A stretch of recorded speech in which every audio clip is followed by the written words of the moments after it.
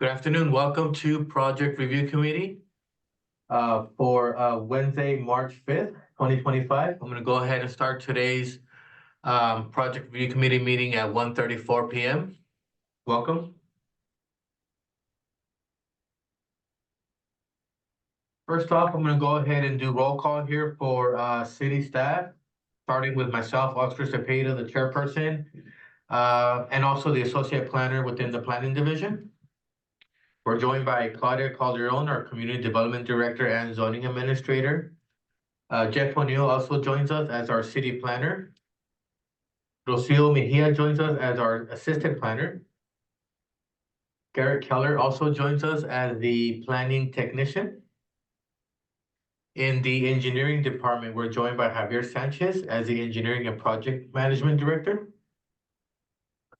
With the fire department, we're joined by Clayton Dignam, our fire marshal. Building, we're joined by James Wickersham, our chief building official.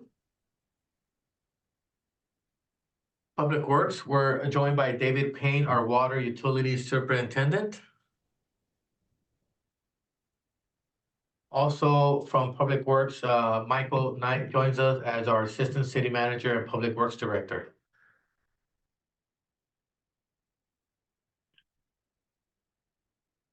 For Parks, we're joined by Arthur Demarath as our park superintendent. And that is all from city staff.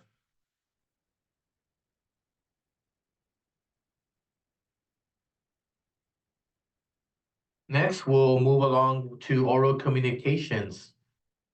This is the opportunity for public members to address the committee on any matter related to project review.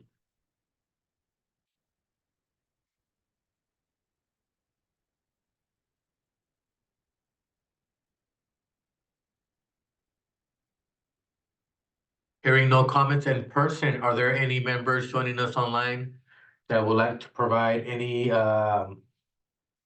comments addressing the committee related to project review?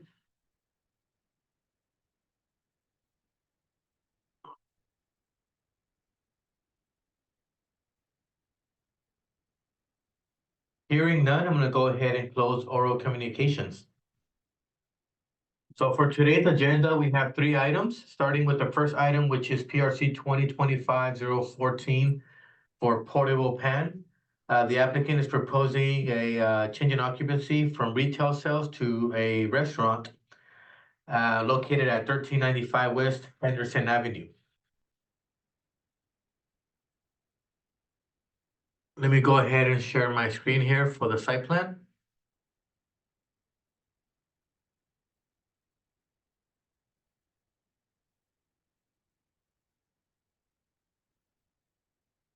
The subject property is within the retail centers zone district and has a general plan land use designation of retail centers. So for planning, I'll provide those comments. The applicant is proposing a tenant improvement for the restaurant. There's not going to be major comments from planning other than any signage on the exterior of the building complying with Chapter 305 of the Porterville Development Ordinance. In addition, there is a master sign program here for the shopping center, which any signs would have to comply with the Porterville Marketplace Master Sign Program 2014-001. Any proposed temporary signs will require a temporary sign permit. That permit is a fee for that permit is $1975.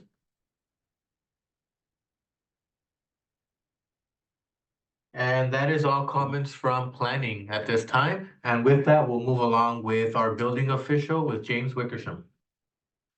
So I know there's one plan submitted right now to divide the suite. I believe that plan is still in review. That will get 2 addresses. That'll be the opportunity to have 2 addresses. For this particular TI, no comments at the time. Just if any comments would be during the plan review process. Thank you, James. Next, with our fire department with Clayton. Similar to James, but I'll need to see sprinkler plans if there's intended to be any modifications to the sprinkler plans. Obviously, fire extinguisher placement. If there is a Knox box already on the building, we will need keys for that. However, if it's not already outfitted with that, we'll need to provide a Knox box, or they'll need to provide a Knox box. And if they're cooking with or producing grease-laden vapors, then they will need a UL 300 compliant fixed extinguishing system. And that's all. Can I just add to that, Oscar? So during plan submittals, we do not allow any deferred items. So anything like Clayton just mentioned, the UL 300 system and the Ansel system, will have to be submitted all at one time. Yeah, that's correct. Everything needs to be submitted all at once, including any proposed sprinkler modifications or anything like that. And if they add 10 heads or 10% of the system, whichever they cross first, we will need calculations for the fire sprinkler plans as well.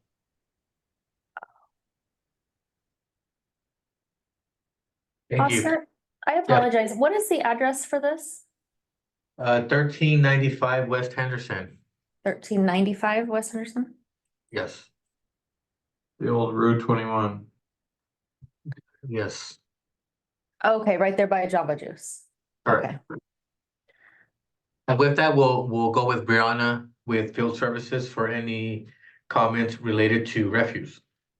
That would be a shared, or more than likely a shared bin. Most of those businesses all share through there. So there's only one.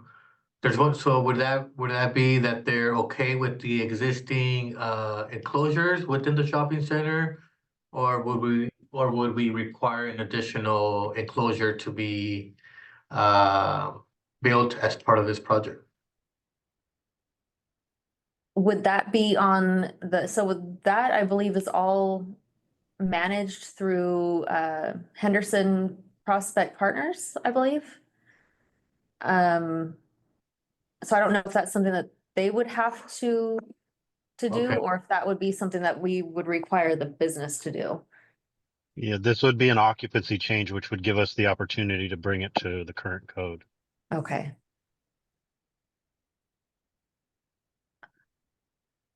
Then, yeah, we would need to figure out a place for a triple bin enclosure. So there's one there, and then Yeah, there's one there, and then McDonald's has a big one too, which theirs is kind of oddly shaped, little square. and then at the end of the 99-cent store, there's two, I believe. Yeah, I was hoping there was space behind the building, but that alley is pretty narrow.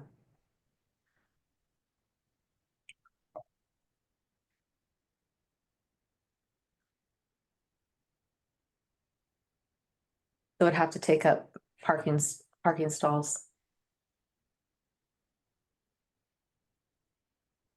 So just to confirm, Bree, they would need three total closer to their. Yeah. I'd say right where that, to your left, where that, keep going, where that white car is. Either that one or that one closer. Okay.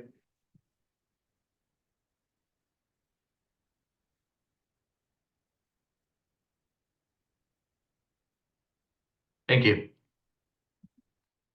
Next with David Payne.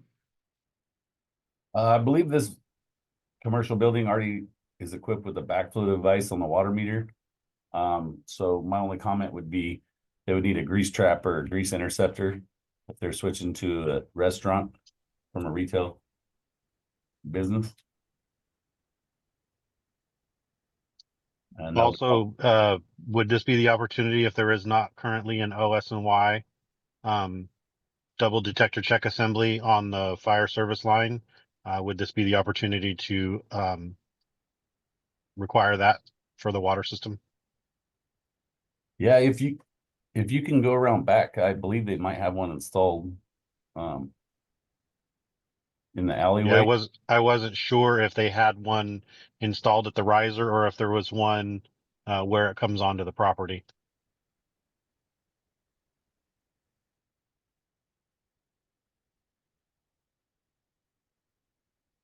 Yeah, so there's not actually one there, so yeah, they would need a double detector check installed on that fire service as well, unless it's in that vault right there, which I'm not aware of. I'm not sure either. That predates my time as the fire marshal.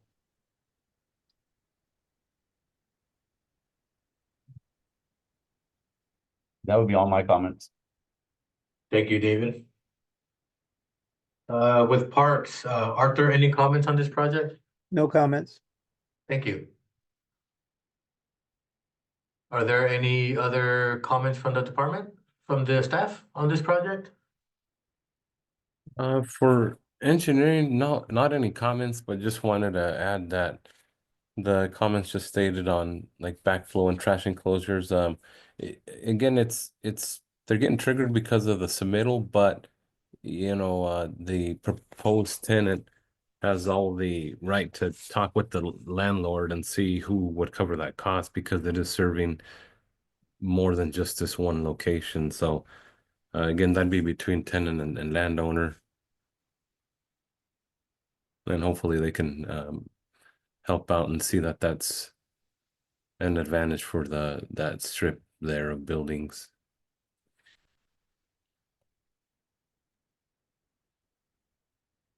Thank you, Javier. And then David, like I mentioned, it is gonna be split into 2 suites, so I'm guessing that they're gonna want a second water meter. I'm guessing they're gonna wanna split the service into 2 now. Okay. They would just need a backflow device on each service then. Okay. Thanks. Thank you. So that pretty much outlines the department's comments. Does the applicant have any questions at this time? No, thank you. Thank you. And just for your information, we're gonna compile each department's comments related to today's project in a letter and should be out to the applicant in about 2 weeks from today's date. Okay, thank you so much. Thank you. With that, we'll move along to the next item on the agenda, which is PRC 2025-015 for the Burton School District.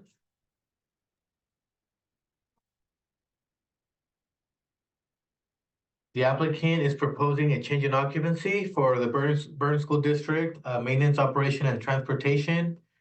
The subject property is located at 1924 South Newcomb Street. The property is zoned industrial park, IP, and has a general plan land use designation of industrial park.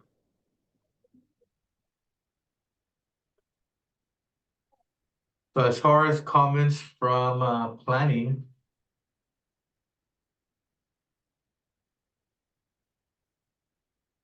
The work being proposed is within the existing building, which is proposing a couple of office spaces and also upgrades to the restrooms within the building. All that work would be an interior remodel. But as far as the operations of the location, there are standards for outdoor storage. Outdoor storage would require screening and surfacing.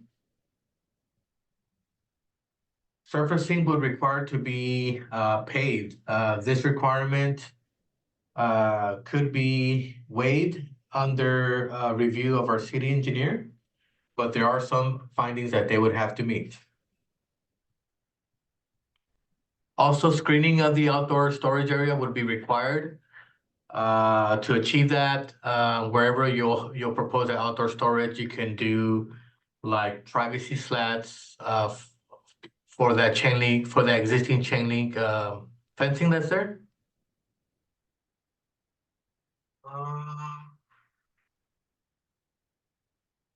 If there's any requirements for upgrades to the trash enclosure, we do have a design standards for that. It has to comply with section 300.13. That's all our comments from planning. Next with engineering with Javier. And because of the limited scope of work, engineering wouldn't have comments on this one. Thank you, Javier. Mhm. Next with building with James. Yeah, I know, we had, walked the site, with the Burton School District staff. So just a plan submittal, would be required. Thank from you. me. Next with our fire department with Clayton. I'm still currently reviewing this in its entirety. I've been out of town with a training conference. However, fire extinguisher placement, obviously, if there's not NOx access, we're going to need NOx access. Is this building currently fire sprinklered? This is Gilbert from Bahrain Corporation. I believe Chris Mano is on the line. Chris, could you provide a comment regarding fire sprinklers? When I was out there, I wasn't looking, but I don't believe there was, but maybe I might be missing that. I don't believe there's any fire, yeah, because these buildings were all from 70s, I believe, or earlier. It's not. Okay. We'll need to, again, I'm still reviewing this project in its entirety, but I will have my notes by the time the notes come out to the applicant. And question for the fire department. What would Yes. trigger fire sprinklers? There's going to be looking at if we're changing any of the occupancy, the occupant load, travel distances to an exit, that kind of stuff will be reviewed. Okay. And then just to clarify clarify the occupancy, my understanding, Chris, is that there is no occupancy change and that it's in alignment with current land use.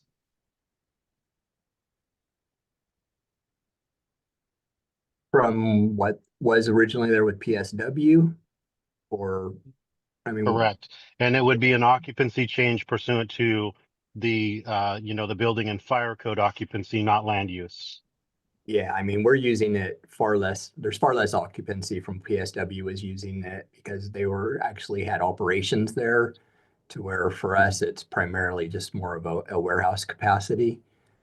When then the offices are the main thing that we are wanting to add.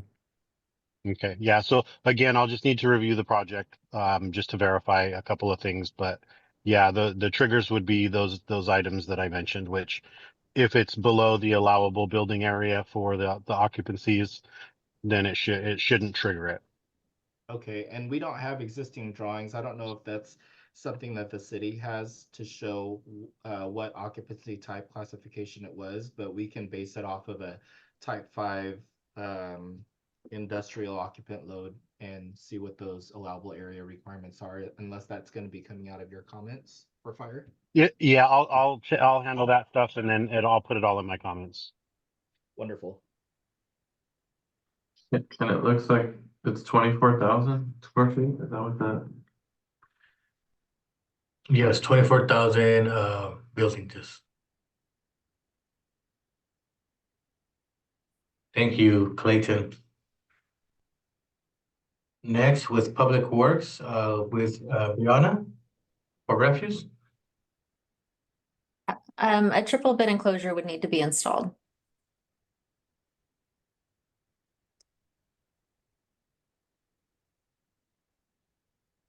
Thank you, Brianna. Is there a specific location where you would prefer that enclosure to be established? I don't have an issue where the enclosure is now. That has seemed to work well. So we just need to increase that capacity to triple bin. Yes.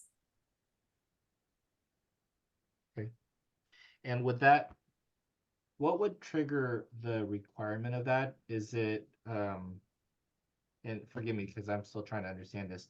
If a school district bought an existing facility, is the trigger to increase it to a triple bin base? Is there a cost threshold that triggers that of the project that they're wanting to do?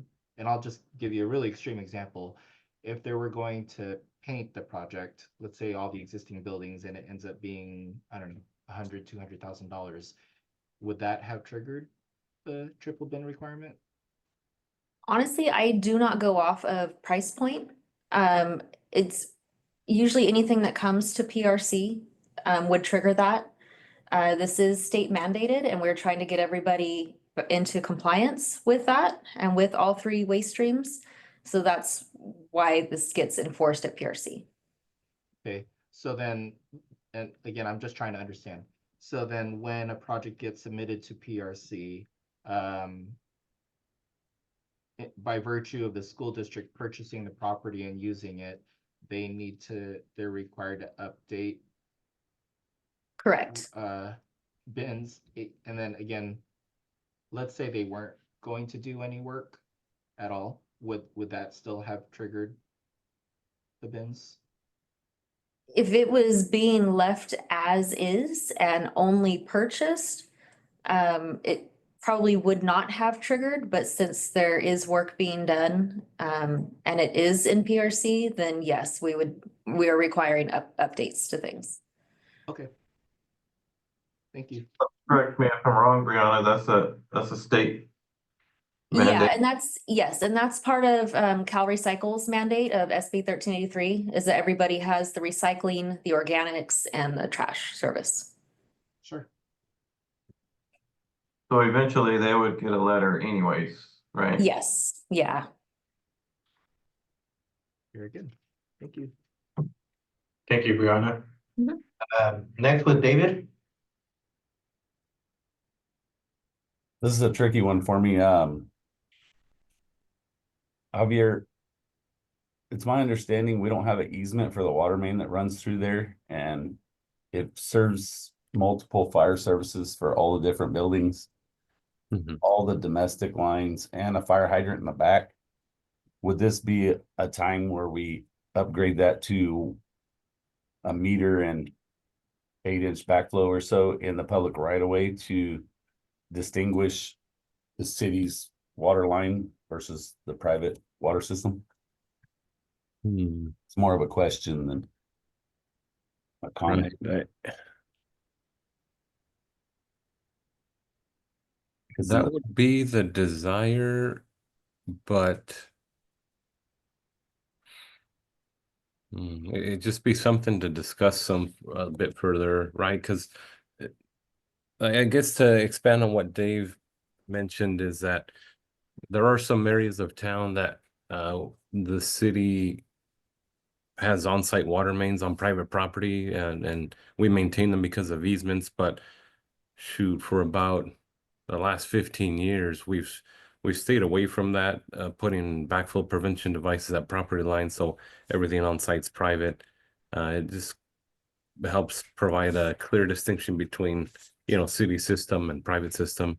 But it'd be, I guess, to answer it now is this, it'd be a discussion point because again, the scope of the work here is pretty limited, and it's once we add up the trash enclosure and potentially this meter and backflow, it could add up to some significant costs, and so that may be worth the comments will be the comments, but it could be worth a discussion to see what is feasible to attain. Okay, that's all the comments I had. And then along the same lines, just so that I can understand scope, if it happened to be that work needed to be done, can you describe what that scope would entail?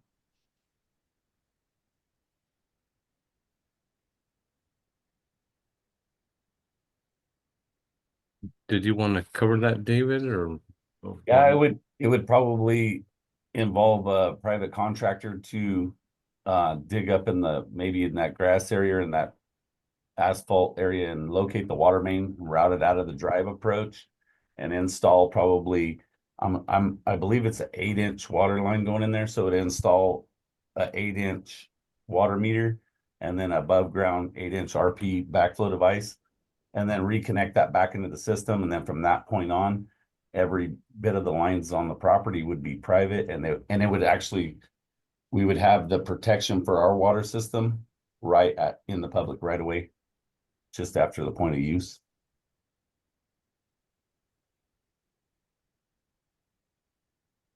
Is that clear enough? It is, yes. All right. Yeah, and that's another good point too, is whenever they have to be serviced, if the city is bringing equipment on site and all, it could lead to, some just increased loading on whether it's asphalt or concrete, and potentially, rutting or breaking that over time, and so that's another reason why we're trying to stay out of private property. Sure. And then just again, going back to the question with the fire, the trash enclosure. Is the sale of a property and purchase, would that have triggered the water line, the water meter and backflow, just the mere of purchasing that property? Or is there, if there wasn't any work done?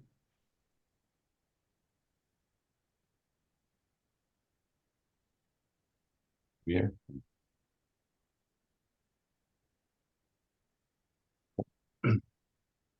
As far as the water system goes, we could at any time go do a cross connection control survey throughout town and just walk up to any random business and realize that they're not in compliance. And then we can issue a letter, being the water purveyor, we can issue a letter saying you have 30 days to become compliant with the state regulation of having a backflow device installed right at the service line. Okay. And then the school board would probably, obviously, would like to see those state requirements outlined and documented, so just so that they can review that on their end as well, and just so that they can have that for their records to show that there's some requirements by the city that mandates that.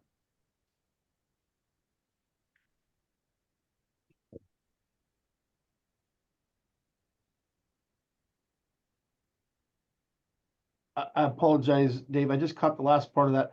What's the question on the state requirements? If the city can provide code references or regulations that outline the requirements of that enforcement. Oh, yeah, yeah, there's numerous, and then the other portion of that is the purveyor, we can require it. Sounds good. Yeah, I'm just asking if that's something that the city can provide to the school district so that the board understands what the requirements are. Yeah, and then also, I don't know if it was mentioned, there will be a requirement, if there's landscape on the property, that the landscape and domestic services are split. Okay. I didn't quite catch that comment either, but yeah. Very good. Thank you, Michael. Thank you.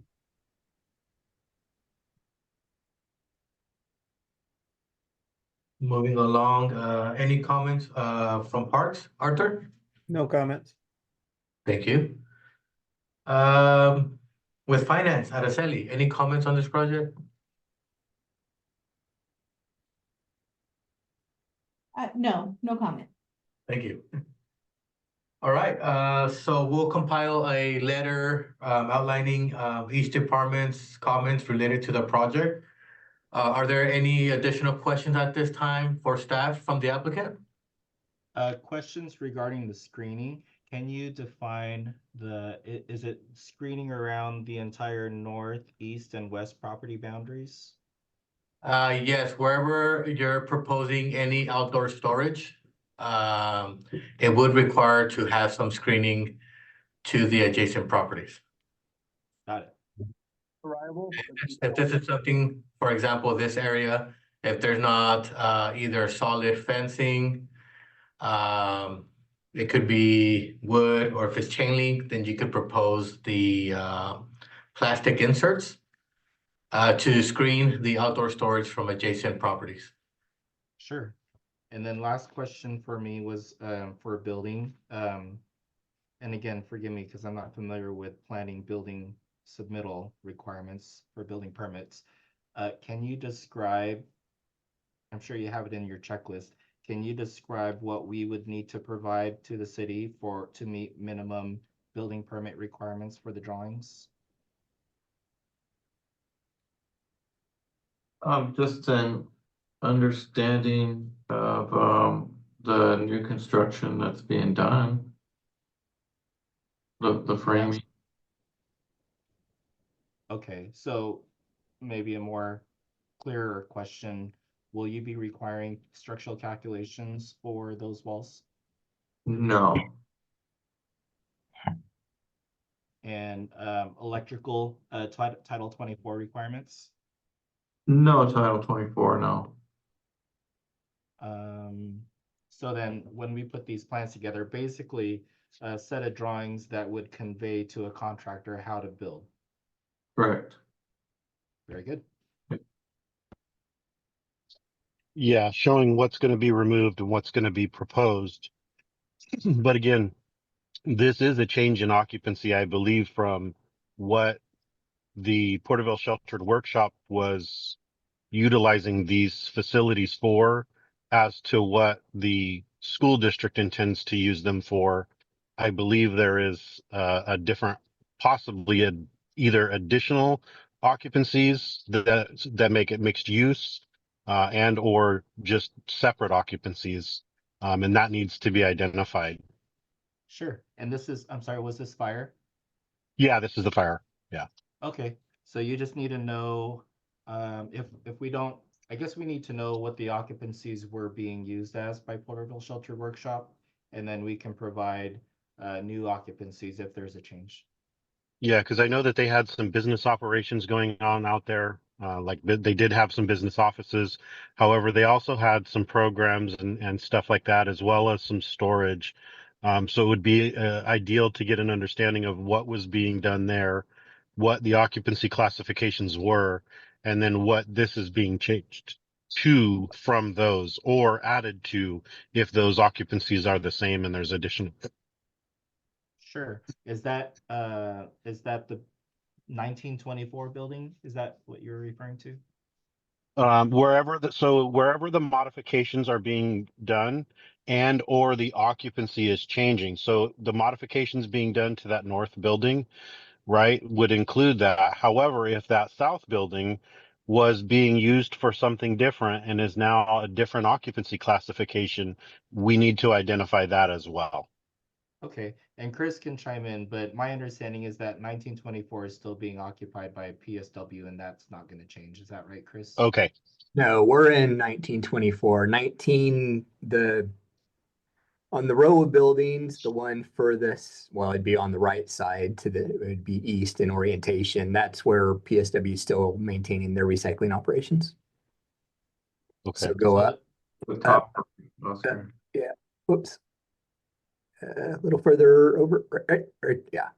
In that building, just the last suite to the east. This one? No, No, that one.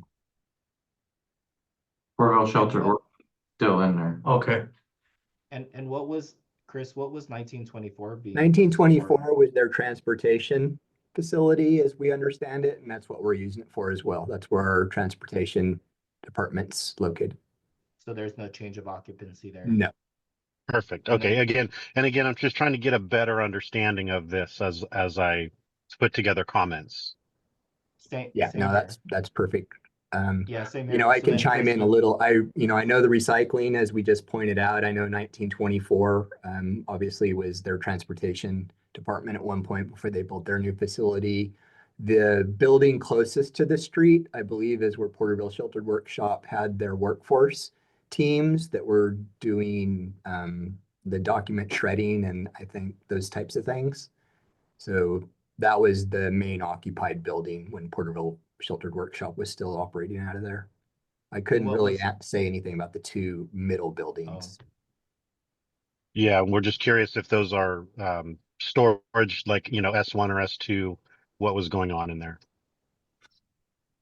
Yeah, And- when we and- saw them, they were definitely storage, but that was years Okay. after they had ceased operations. And Right, how and are then you how are you using them now, Chris?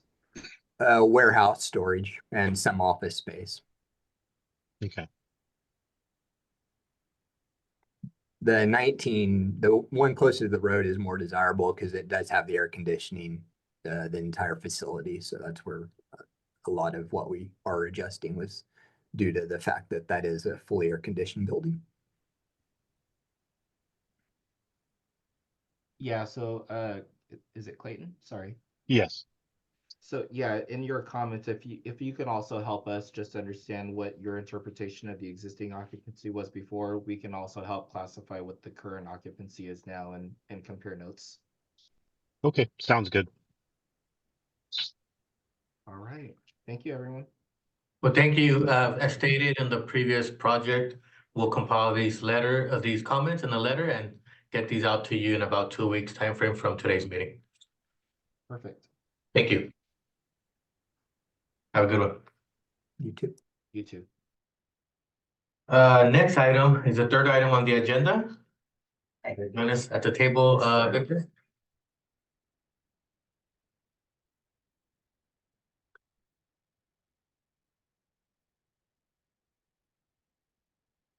All right, we have PRC 2025 016, which is a Toma Affordable Housing Project located at the southeast corner of Toma and Porter Road.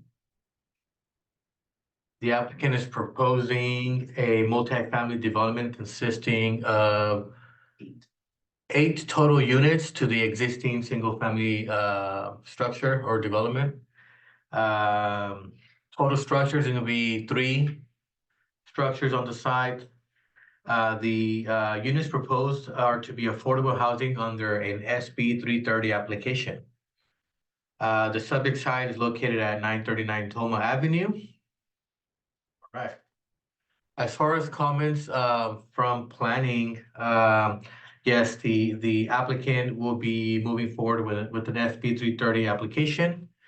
The preliminary application for housing development project seeking vesting rights pursuant to SB 330 under the Housing Crisis Act of 2019. The development project includes 1 residential unit, which is the existing single-family residential home. And then would it be I'm sorry, lost my spot. Okay, so 4 of the units will be designated very low income. And then 4 of the other units will be categorized as low income units. Comments from planning are pretty standard for multifamily projects, meeting setbacks, lot coverage. We're gonna be evaluating this project under a high density residential standards. You will be under the maximum allowable for density. As far as parking, multifamily projects do require 2 parking stalls for every 2 to 3 bedroom units. This project is proposing 2-bedroom units, right? And one of those 2 stalls would have to be covered and designated to that unit. There's also a guest parking requirement, which is 1 additional guest parking for every 5 units. I just need 1. If there's 8 total, I would just need 1 addition. Total of, I think I calculated 18 stalls. Oh, but yeah, 8 For the guests. 8 For the covered, guests. 8 covered guests too. Yeah. And then the rest could be open parking. Yeah, so 8 covered, 8 open, and then 2 additional guest parking. Does the existing house having? I believe the It existing has house covered parking. has covered parking, yes. Which is probably big enough for 3 cars.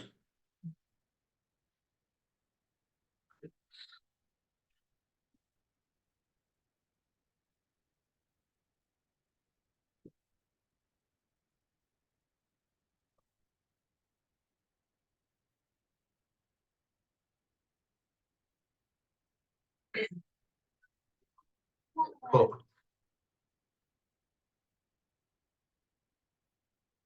Let's see, there's also,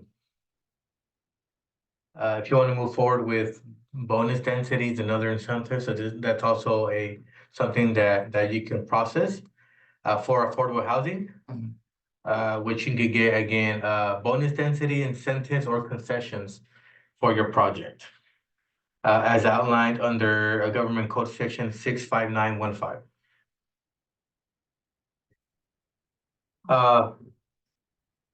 Someone trying to get in? Kenya, sorry. Oh, okay, welcome. I do want to loop in our engineering department in regards to access from Porter Road. Javier, do you see an issue with the proposal?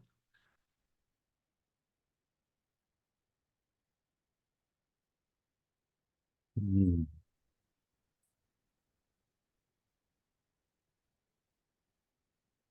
Yeah, I hadn't realized it was going to be direct access like that. What may be more desirable is that there's like a shared drive and Okay. but I know it gets tight there on those units on the south. Just because with the curve and everything there, it's gonna be tough. Yeah, the lot narrows as you get to more south Porterville towards Olive, but it definitely is doable. Like we could do a driveway. You know, the plans I provided are really just an idea and they're all just, we can change it any way that works for the city. Again, I'm kind of just asking for permission to what works for you guys. To me, as a little bit of my background, I was a retired fire captain here from Porterville. And now I'm a developer and a general contractor in California, down in the Palm Springs area. So, I have architects and engineers and stuff that can edit these very quickly. So whatever, works for you guys will work for me. I'm just trying to provide something for the city with that lot. Because right now it's really just an eyesore. I mean, it's a great corner. You can see it from Highway 65. It's right behind Black Bear. So it's a lot everyone recognizes. And for years, it's just been an eyesore, where throughout the year I'll get fined for, you can't even keep up with the weeds because they grow so fast. So I'd love to turn it into something special and something for the community. And, California needs it. I think there's sources that say that currently California is short 4 to 5 million affordable units. We rank 49th out of 50th in the nation in having affordable units per resident. So I think, especially here in Porterville, we could use more. And I currently already own some of these. I think also, that I own 250 Main and I have a lot of those very low income and low income units already here in Porterville. Oh, yeah, sounds great. I'll continue with planning comments. Some are related to private and open space per each unit. For example, landscaping standards, right, out of section 303 of the Portal Development Ordinance. There's also going to be possibly a requirement for trash enclosures, which we do have design standards for a trash enclosure under 300.13, and then we'll have field services verify that in just a moment. Any fencing for the project, make sure we comply with 300.03 of the development code. Any signs that you want to propose as a multifamily project, you are permitted to have one building mounted sign and one monument sign, not exceeding 32 square feet. Also complying with section 305 of the Portal Development Ordinance, which is our sign chapter. And that's pretty much our preliminary comments for this project at this time from planning. No, yeah, that all sounds great. Like I said, I'm super flexible. So if it's 4 units that'll work for you guys or 8, just me as a developer, I walked the site and kind of measured it out, and 8 just seemed to work best to give, the residents good space and still be appeasing to the city. But whatever works, I'm ready to do. Well, thank you for that comment. We'll continue on with Javier. If you have any other additional comments with the engineering?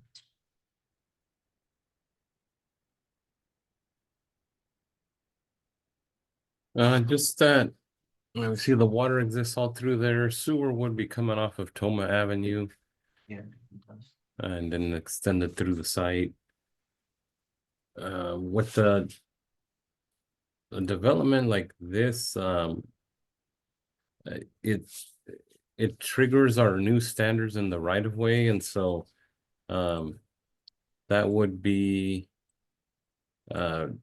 like having a landscape strip behind the curb and then the sidewalk offset, rather than looks like that's like a 10-footer. So will Yeah. that sidewalk be reduced, Javier? What's that? Will the sidewalk be reduced from 10 to four or About 2.5, okay? and like that front area would turn into a landscape strip. Yeah.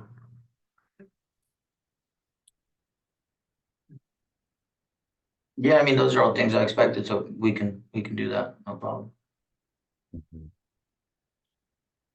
Yeah, and again, the only item is that the access and parking. So and this is for planning, does each unit require their own like I guess stalls per unit? One covered per unit designated for that unit, and then one open. So 2 parking stalls per unit based off the bedrooms. But yes, one covered and designated for that unit.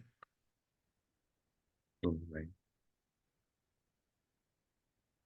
I think there'd be openness if there'd be a way to somehow have the cars exit front, with their front coming out rather than trying to reverse into Porter and then take off north or south. So Maybe this rotated. Like a circular driveway kind yeah, where that everybody could kind of. of Way and branch drive off a out. bit, but ultimately come back to that and Makes sense. be nose out. Yeah, I mean, I can work with my architect and see if we could do that if that's what's required. Okay.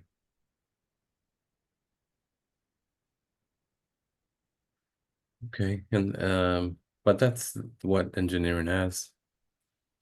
Thank you, Javier. Next with our fire department with Clayton. So as this is proposed, it looks like it's got a 6-pack there, so it'll need a 13R system with fire department connection within 50 feet of a functioning hydrant on the same side of the street. The duplex would be a 13D system. And then it looks like we should be okay as far as access, because just the narrowness of the lot, I think we can catch everything from the street side. But yeah, that's pretty much it for us. Thank you. Next with our building official just made a comment that he had to leave early, but he'll provide his comments in the PRC letter. Next was Public Works with Brianna for refuse. We're having some issues with our internet over here, so if we freeze, I apologize. But a triple bin enclosure would be required since this is a multifamily project.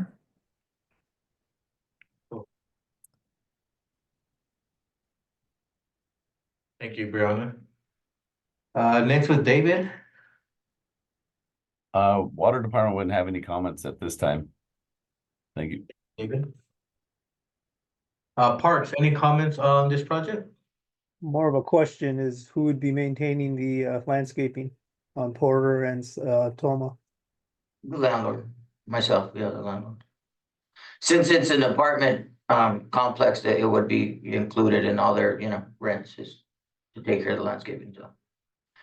And I plan to do, you know, desert landscaping, just very minimal water use and turf areas and DG and stuff like that.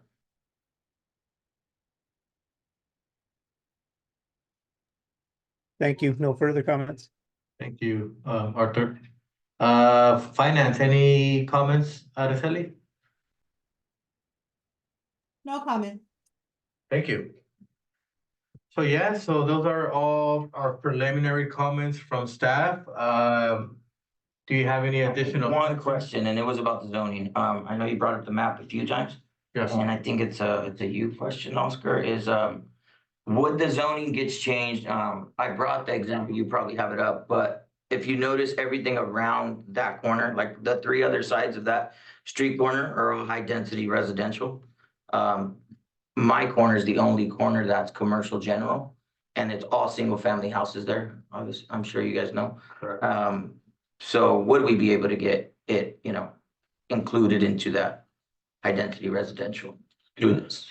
I just think it would benefit the residents too, because I know I own 2 houses on there, and it really makes it difficult for the residents to buy, purchase, and refinance because the zoning is commercial. So I think that also would help the residents. You know, a lot of that area is low income, and it's very difficult to refinance a home that's zoned. It's like both of my houses are residential, but they're zoned commercial, so the banks have a really difficult time lending to those. And they're all houses, if you can see. If you want to assist me with this one, Jeff, we could possibly be in support for a rezone and general plan amendment for this section to be more incompatible with what's already there, because it's Yeah. already fully developed, basically. But for your project site here on this parcel, the application would be, what would you say, would only apply for this parcel. Would that be correct, Jeff? Yeah, the project you're proposing, we had talked about this some time back amongst ourselves at staff level. Your project doesn't require any changes to zoning or the general plan. Yeah. So it's conceivable in the future that the city might change basically most of this block to accommodate the existing uses for the reasons you've indicated, but that's not part of what we're doing right now. So Perfect. And that, I appreciate that, Jeff. I understood that. I think Garrett had told me that, which is great. Okay. I just kind of was looking out for the neighbors and stuff. But if the city, you know, something they're considering regardless, then great. So thank you. sure. Thank you. Sounds good. Well, thank you, Victor, for the application. We'll provide these comments to you in about 2 weeks timeframe. And Thanks guys for your time. I appreciate it. It's always nice to see you guys. Thank you. Thank you. Thanks for all the help. Do you have an extra set plan? I do. Yeah, I made copies. I didn't know. I'll give you all of these. I just made. No, I just needed one. I was just gonna make a suggestion. For Um, like, because you don't have to have the parking right next to the units. Like, Yeah. You could have a you could communal center, parking. central. Yeah, just have a parking lot. Yeah, so like, let's say you do this. Let me close the meeting. Yes, well, thank you, everybody. We're gonna go ahead and end today's PRC meeting at 2:27 PM. Thank you. Yeah, like these are very